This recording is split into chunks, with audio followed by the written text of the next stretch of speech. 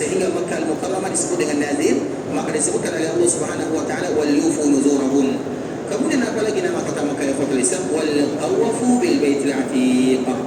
Dan hendaklah mereka tawaf di al-bait al-atiq. Di antara nama Makkah ikhwatul Islam, dan ini merupakan di antara tujuan kita datang ke tanah haram, baik itu Makkah ataupun Madinah. Di antara salah satu nama Makkah itu ikhwatul Islam adalah al-atiq. Mengapa Makkah itu disebut dengan Al-Atiq? Banyak pembahasan yang telah disebutkan oleh para ulama ikhwatul Islam. Pertama, disebut dengan Al-Atiq karena Makkah itu adalah, atau Ka'bah itu merupakan rumah Allah yang pertama ada di dunia. Makanya Al-Atiq itu artinya diambil dari kata-kata Atiqun. Atiqun itu artinya yang lama, karena memang Ka'bah adalah rumah yang pertama kali ada di dunia yang dijadikan tempat ibadah kepada Allah Subhanahu wa taala. Bisa jadi ketika Nabi Adam sudah diturunkan, Nabi Adam punya rumah. Karena memang sebagian para ulama menyebutkan yang membangun Ka'bah itu adalah Nabi Adam. Kemudian sebelum Nabi Adam membangun Ka'bah, tentu dia membangun rumahnya terlebih dahulu. Berarti kalau Adam membangun rumahnya, berarti rumah yang pertama kali ada di dunia adalah rumah Nabi Adam. Maka jawabannya ikhwatul Islam, rumah Ka'bah itu adalah rumah yang pertama kali ada di dunia yang dijadikan untuk beribadah kepada Allah Subhanahu wa taala. Ada kalimat sambungannya. Rumah yang pertama dijadikan untuk beribadah kepada Allah Subhanahu wa taala. Maka disebut dengan Atiq. Kemudian yang kedua, kenapa disebut dengan Atiq? Atiq itu artinya ikhwatul Islam adalah pembebasan. Karena memang Allah Subhanahu wa taala membebaskan siapapun yang melakukan kezaliman di Makkah Al-Mukarramah. Artinya tidak akan ada orang yang melakukan kezaliman di sana kecuali Allah yang langsung memberikan hukuman kepadanya. Makanya kita selalu menyebutkan cerita Abraha ikhwatul Islam. Abraha itu dia berasal dari daerah Habasyah. Kemudian dia pergi ke Yaman, dia menguasai semua daerah sini. Kemudian dia beragama Nasara, karena biasanya orang-orang Habasyah mereka beragama Nasara. Kemudian dia heran, kenapa Makkah itu selalu didatangi oleh orang? Apa alasannya? Alasannya adalah Ka'bah Al-Musharrafah. Kemudian dia mengatakan, aku ingin orang datang ke daerah sini, yaitu ke Yaman. Kemudian apa yang dia lakukan? Dia bangun markas yang paling besar, tempat ibadah yang paling luas, besar sekali dibangun. Ketika selesai pembangunannya ikhwatul Islam, agar kita tahu kenapa Abraha ingin menghancurkan Ka'bah, bukan tanpa alasan. Ketika dibangun markas yang besar untuk beribadah, tentunya gereja ya, artinya karena dia orang Nasara. Dia bangun markas yang paling besar, tujuannya agar orang datang ke sana beribadah. Tiba-tiba ada salah seorang yang berasal dari bangsa Arab datang ke rumah tersebut, kemudian dia buang hajat di sana, buang air besar untuk menghinanya. Tidak mungkin rumah ini bisa mengalahkan Ka'bah Al-Musharrafah. Sehingga untuk menghinanya, dia datang ke sana, kemudian buang hajat. Artinya untuk menghinanya. Sehingga Abraha ini marah, aku akan hancurkan rumah kalian. Maka itulah alasannya, pada setelah itu dia pun berangkat bersama para tentaranya, pergi ke Makkah Al-Mukarramah untuk menghancurkan Ka'bah. Kenapa ingin menghancurkan Ka'bah? Karena dia menghina rumah ibadah yang telah dia bangun. Makanya kita kaum muslimin tidak boleh menghina ibadah atau rumah ibadah orang lain. Sebagaimana pula kita tidak boleh menghina Tuhan orang lain. Bisa dipahami? Di antara sifat seorang mukmin, mereka tidak boleh menghina. Misalnya ada orang yang menyembah matahari misalnya, tidak boleh mereka menghinanya. Ada orang yang menyembah selain Allah Subhanahu wa taala, tidak boleh mereka menghinanya. Menjelaskan iya, tapi menghina jangan. Kita harus bezakan antara kalimat ini. Menghina tidak boleh. Islam bukan agama hinaan. Islam bukan agama yang mengajarkan kepada kita untuk mencaci.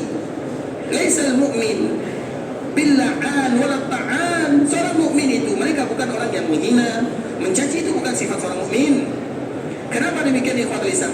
Karena kalau kita menghina bukan berarti mereka benar, nah, tapi ada mudarat yang lebih besar di sana. Apa mudaratnya? Karena nanti kalau kita menghina Tuhan orang lain, mereka akan menghina Allah Subhanahu wa taala. Itulah alasannya. Bukan berarti kita membenarkan, tidak. Tapi ada alasannya. Salah satunya seperti yang terjadi ini. Abraham membangun rumah ibadah yang paling besar, kemudian dihina. Dan yang menghinanya salah satu bangsa Arab dengan dia membuang hajat di sana. Tujuannya orang tidak akan pernah bisa datang ke sini sebagaimana datang ke Ka'bah Al-Musharrafah. Maka dia marah, kemudian dia mengumpulkan pasukan yang banyak sekali ikhwatul Islam, dan pada akhirnya dia berjalan ke Makkah Al-Mukarramah. Sampai di Makkah ikhwatul Islam, orang-orang Makkah tidak bisa melawannya. Orang Makkah itu atau orang-orang yang ada di sana, mereka tidak ada pemimpinnya. Jadi tidak ada yang namanya istilah raja yang ada di Mekah, tidak ada. Mulai dari zaman dulu ikhwatul Islam, karena mereka setiap kabilah punya kabilah masing-masing atau pemimpin masing-masing. Kemudian jika Abraha ini datang, maka tentunya semua orang-orang Mekah takut. Apa yang mereka lakukan? Mereka lari meninggalkan Mekah semuanya, kemudian pergi ke pegunungan. Karena di Mekah itu banyak pegunungannya. Kemudian jika mereka lari di sana, mereka melihat apa yang akan dilakukan oleh Abraha. Tiba-tiba datang yang namanya Syaibah. Siapa Syaibah? Syaibah itu kakek Nabi, atau yang kita kenal dengan Abdul Muttalib. Abdul Muttalib itu namanya Syaibah. Kemudian ikhwatul Islam, dikala kakek Nabi ini orangnya rupawan, gagah, berwibawa.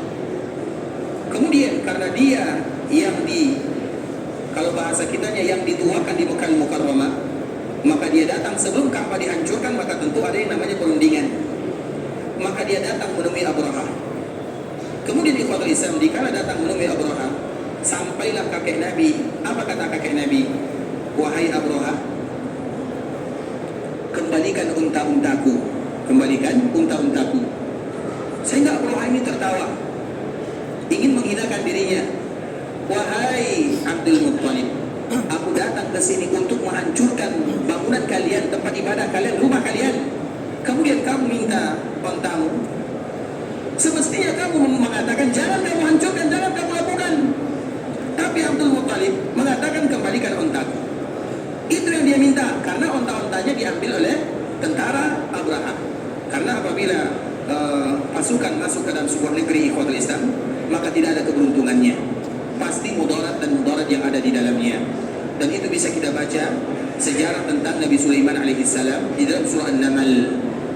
Antara Nabi Sulaiman dengan ratunya Sabah. Ratu Sabah itu adalah orang yang paling pintar. Dan untuk menentukan kepintarannya, baca surat An-Naml, bagaimana dialog dia dengan kaumnya. Karena apabila bala tentara sudah memasuki suatu daerah, tidak ada untungnya.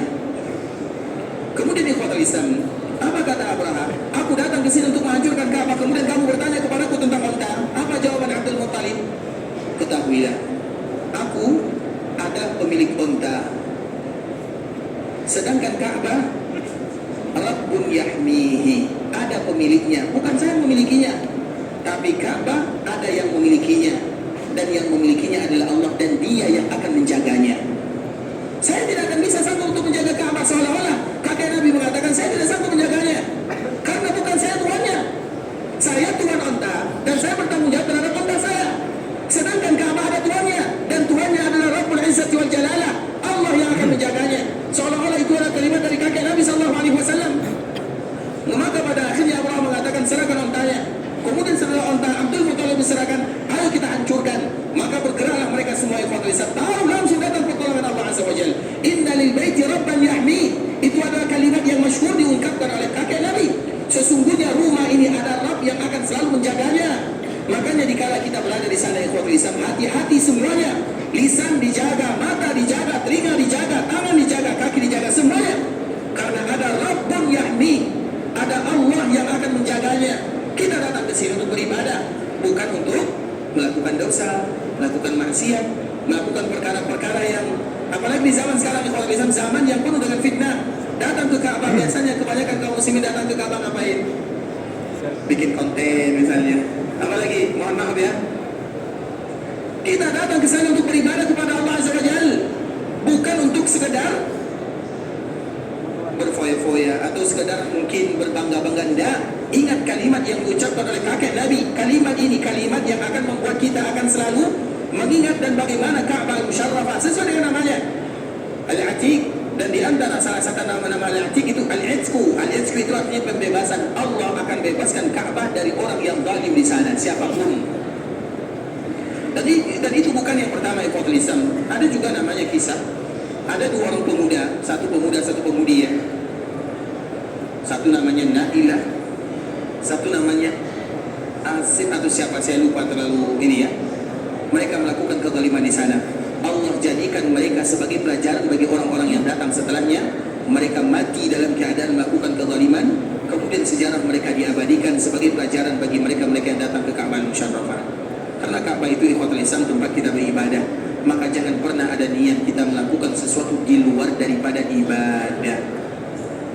Ka'bah bukan untuk kita bergaya-gaya. Bisa dipahami ya? Itu harus kita ulang selalu ikhwatul Islam. Zaman sekarang ini orang lebih banyak untuk gayanya, terutama dikala mereka berada di Ka'bah.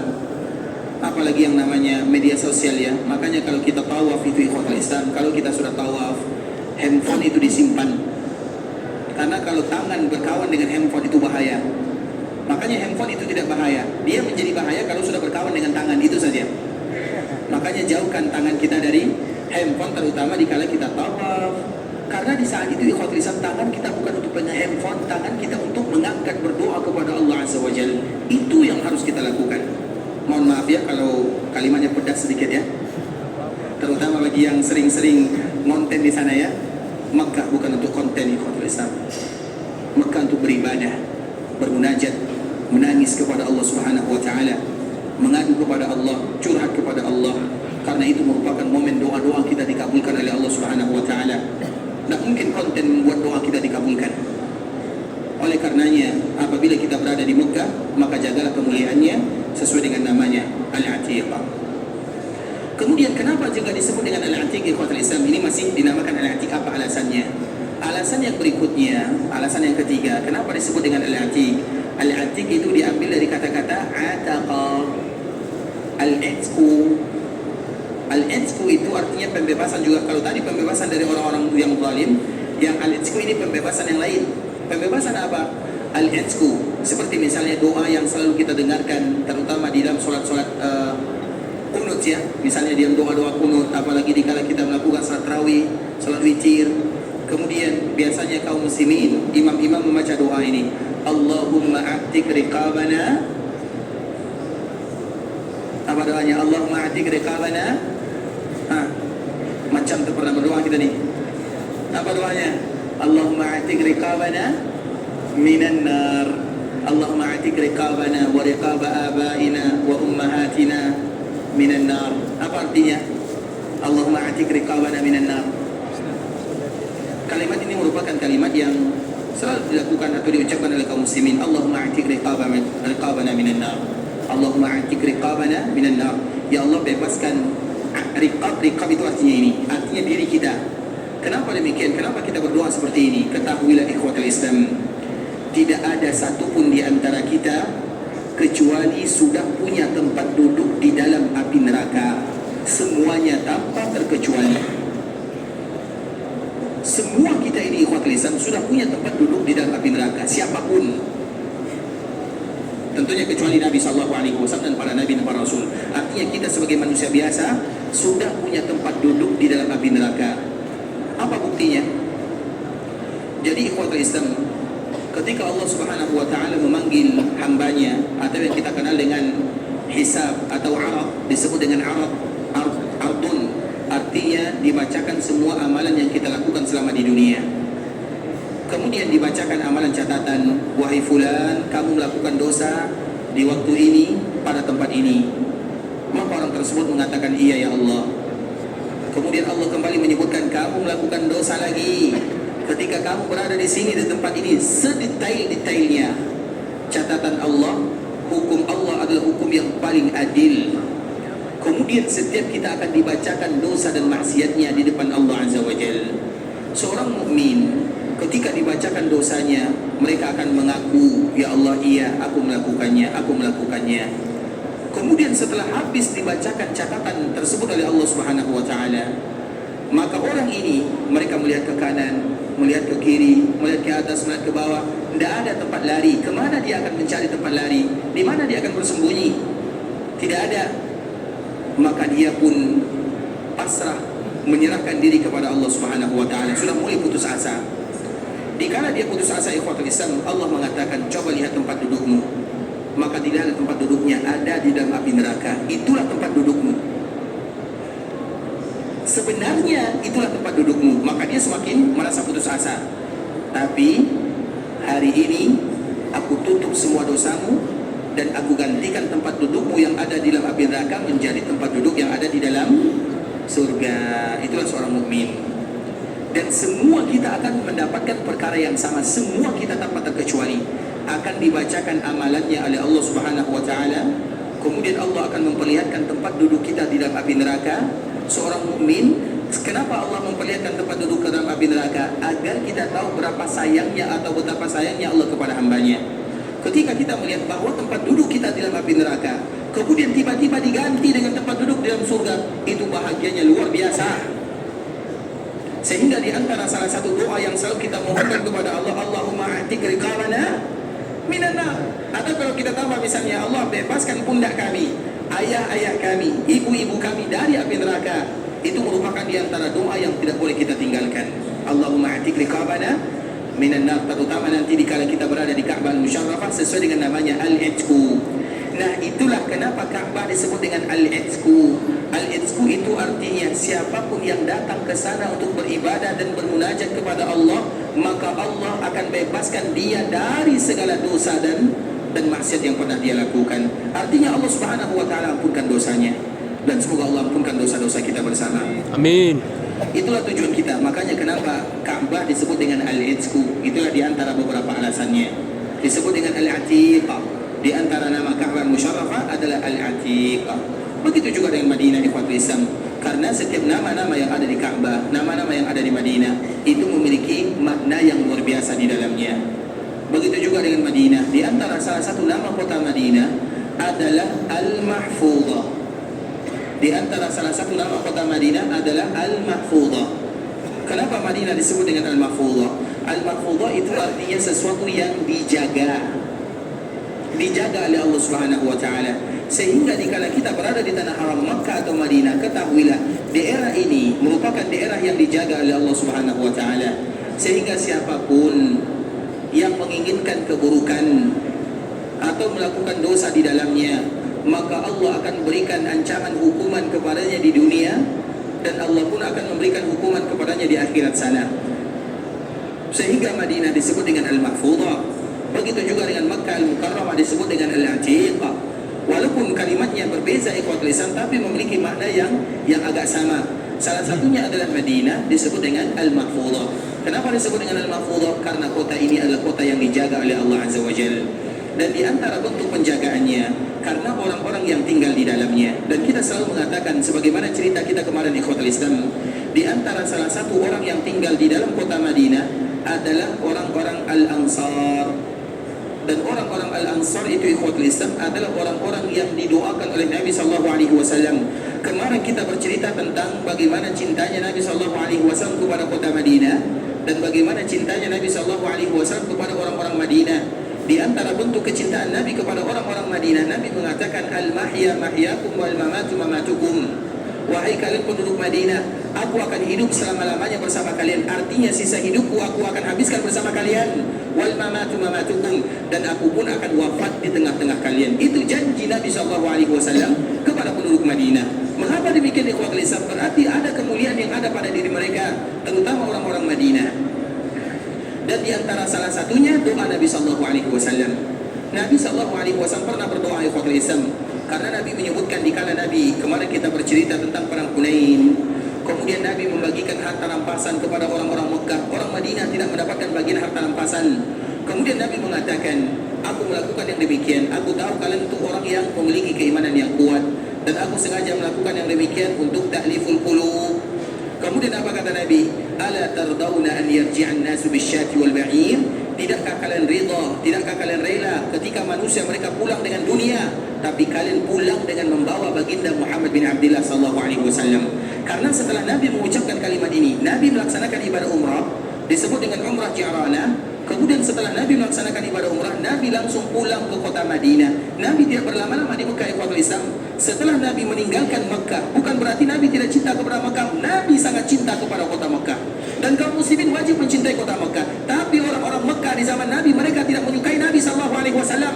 Sehingga dikala Nabi SAW berdakwah, mereka mengusir Nabi. Yang membuat Nabi pergi meninggalkan Mekah bukan Nabi, tapi orang-orang Mekah itu sendiri. Sehingga dikala Nabi meninggalkan Mekah, Nabi mengatakan, Wallahi innaki la khairu ardillah wa ahabbu ardillah ila Allah walaula anni ukhrijtu minki ma kharajtu. Demi Allah, wahai Mekah, engkau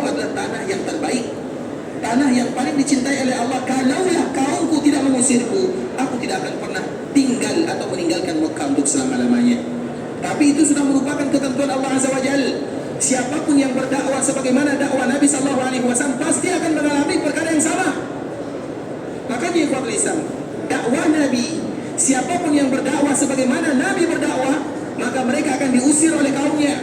Sehingga pertama kali Nabi mendapatkan wahyu, Nabi tidak tahu yang datang itu siapa. Nabi tidak tahu siapa itu Jibril, karena pertama kali Nabi mendapatkannya.